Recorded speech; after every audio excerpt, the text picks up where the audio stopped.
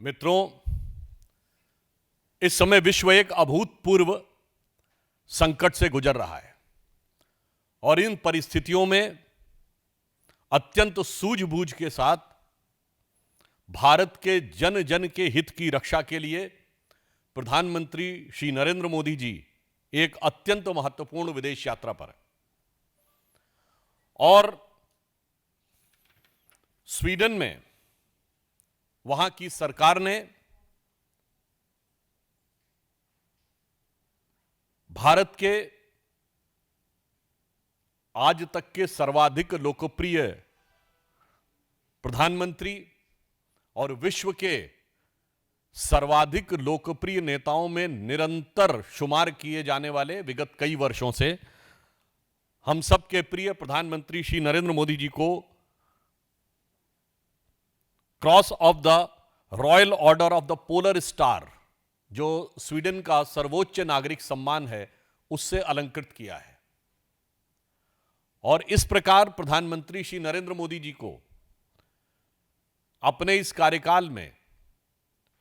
31 वैश्विक स्तर के अलंकरण प्राप्त हो चुके हैं, अर्थात 31 वैश्विक सम्मानों से उन्हें अलंकृत किया जा चुका है। और जैसा कि इस सम्मान का नाम ही है the royal order of the polar star, अब पोलर स्टार को तो हिंदी में ध्रुव तारा कहते हैं, तो उसी प्रकार यह ध्रुव सत्य है कि प्रधानमंत्री श्री नरेंद्र मोदी जी के नेतृत्व में भारत ने आज विश्व में जो अपनी स्थिति बनाई है वो हर भारतीय को गर्व का अनुभव कराती है। यह सम्मान मात्र एक व्यक्ति के रूप में श्री नरेंद्र मोदी जी का सम्मान नहीं है, यह प्रधानमंत्री श्री नरेंद्र मोदी जी के द्वारा 140 करोड़ भारतवासियों की क्षमता और उनकी उत्कृष्टता को वैश्विक धरातल पर स्थापित करने का यह प्रतीक है। तो मैं कह सकता हूं कि यह हर भारतीय के लिए एक बहुत गर्व का क्षण है। तो यदि मैं इसे एक पंक्ति में कहना चाहूं कि प्रधानमंत्री श्री मोदी जी के लिए कि जन जन के कर्मठ जननायक, भारत मानस मंजुमराल, दिव्य प्रभा से तुम चमके हो, बन रोली भारत मां के भाल। इससे पूर्व इस यात्रा के जो पूर्ववर्ती चरण हैं उनमें आपने देखा कि इस समय देश के सामने और सारे विश्व के सामने सबसे बड़ी चुनौती ऊर्जा संकट की है। तो प्रधानमंत्री श्री मोदी जी ने यूएई की यात्रा के दौरान संयुक्त अरब अमीरात ने भारत से यह करार किया है कि भारत का जो रणनीतिक तेल भंडार है यानी स्ट्रेटेजिक ऑयल रिजर्व्स, उसमें 30 मिलियन बैरल अर्थात 3 करोड़ बैरल की वृद्धि करेगा। इससे भारत का रणनीतिक तेल भंडार 70% अधिक हो जाएगा, अर्थात हमारी तेल संबंधी ऊर्जा की सुरक्षा और अधिक उपयुक्त और प्रभावी हो जाएगी। इसके साथ ही यूएई की कंपनी ने भारत में भी $5 बिलियन के निवेश की भी घोषणा की है, अर्थात इस प्रकार से प्रत्यक्ष विदेशी निवेश के द्वारा भारत के अंदर आर्थिक विकास को भी बल मिलेगा। कई बार कोई यह प्रश्न कर सकता है कि यूएई के दौरे पर ही क्यों जाना था, तो मैं अपने स्वघोषित विदेशी मामलों के विद्वान विपक्षियों के द्वारा,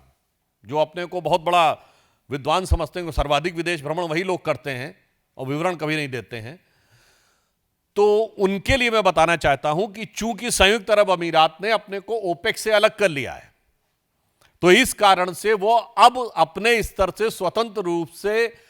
पेट्रोलियम प्रोडक्ट्स के एक्सपोर्ट के बारे में वह निर्णय ले सकता है। यानी एक प्रकार से अब हम द्विपक्षीय स्तर पर यूएई के साथ बेहतर बात करके अपने ऊर्जा संकट का समाधान करने की स्थिति में हो सकते हैं। दूसरी बात, वहां से आने वाले मार्ग में स्ट्रेट ऑफ हॉर्मुज की आवश्यकता नहीं पड़ सकती है, अर्थात वर्तमान समय में जो चुनौतियां हैं और संभावित घटनाएं यदि वैसा ही मोड़ लेती हैं जैसे आसन्न संकट दिखाई पड़ रहा है, तो उस समय यह भारत के लिए अत्यंत महत्वपूर्ण होगा। इसके साथ एक दूसरा विषय जो भारत की दूसरी एक रणनीतिक आवश्यकता के लिए महत्वपूर्ण होता है, आज इलेक्ट्रॉनिक्स और चिप में हम सभी प्रयोग करते हैं, और आपने देखा है कि अमेरिका और चीन जैसे देशों में भी जो टग ऑफ वॉर हुआ, उसमें कहीं ना कहीं क्रिटिकल मिनरल और चिप का अत्यंत महत्वपूर्ण स्थान रहा। तो नीदरलैंड और स्वीडन के साथ जो प्रधानमंत्री जी ने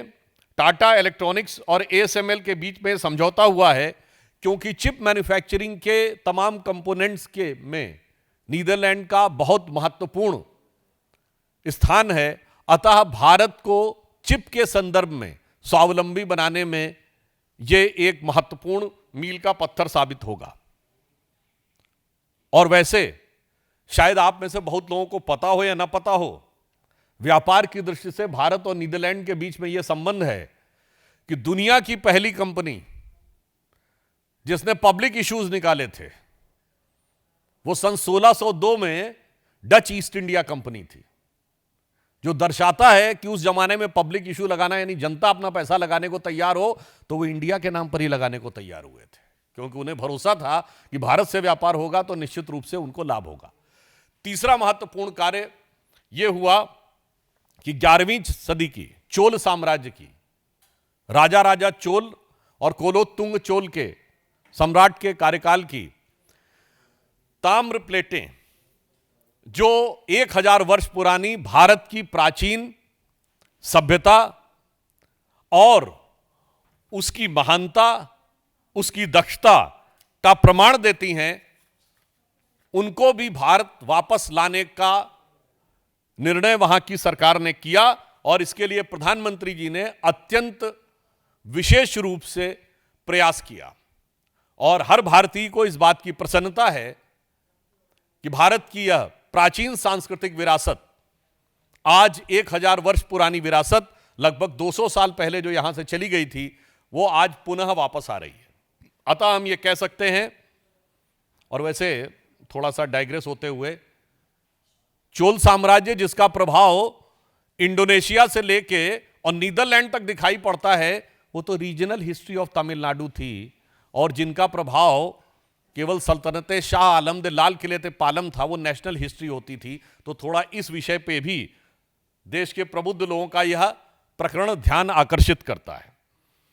और इसलिए हम यह कह सकते हैं कि प्रधानमंत्री श्री नरेंद्र मोदी जी का यह विदेश दौरा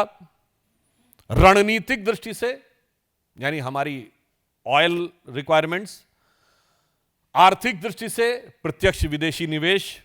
और चिप, सेमीकंडक्टर्स और हाइड्रोजन एंड ग्रीन एनर्जी, और सांस्कृतिक दृष्टि से अर्थात चोल साम्राज्य की ताम्र पत्रों का वापस आना, अतः रणनीतिक, आर्थिक और सांस्कृतिक दृष्टि से एक अभूतपूर्व और ऐतिहासिक दौरा साबित हुआ है। विश्व की इन चुनौतीपूर्ण परिस्थितियों में प्रधानमंत्री श्री नरेंद्र मोदी जी के नेतृत्व में भारत जिस कुशलता के साथ चला है, तो मैं पुनः यह कहना चाहूंगा प्रधानमंत्री जी के लिए और हमारे विपक्षी लोगों के लिए, क्योंकि वो प्रधानमंत्री जी और हमारी सरकार की नीति को समझने में अक्सर असफल होते हैं। हम एक से एक चुनौतियों का सामना करते हुए प्रधानमंत्री जी उसमें से कोई ना कोई समाधान निकाल लेते हैं कि यह संसार मनुष्य के लिए एक परीक्षा स्थल है। दुख है प्रश्न कठोर देखकर होती बुद्धि विकल है। आज सारे विश्व में यही परिस्थिति चल रही है। यह संसार मनुष्य के लिए एक परीक्षा स्थल है। दुख है प्रश्न कठोर देखकर होती बुद्धि विकल है, किंतु स्वात्म बल विज्ञ सत्पुरुष सही पहुंच अटकल से हल करते हैं प्रश्न सहज ही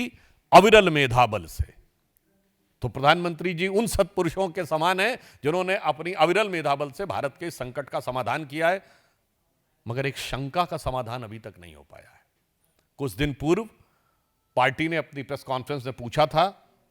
कि भारत की राजनीति के चिर युवा और चिर व्याकुल नेता, विश्व के सर्वाधिक भ्रमणशील नेता, भारत के इतिहास में आज तक के सर्वाधिक भ्रमणशील नेता प्रतिपक्ष, विदेश यात्राओं पे हुए खर्चे के लिए अपना पक्ष आज तक नहीं रख पाए हैं। और हम उनसे साफ पूछना चाहते हैं कि यह खर्चा उन्होंने किया, उनकी पार्टी ने किया, या किसी विदेशी संस्थान ने किया, या ओवरसीज कांग्रेस ने किया, या अगर इसका उत्तर नहीं है तो मुझे लगता है देश की जनता के मन में यह संदेह उत्तरोत्तर और गहराता चला जाता है। धन्यवाद।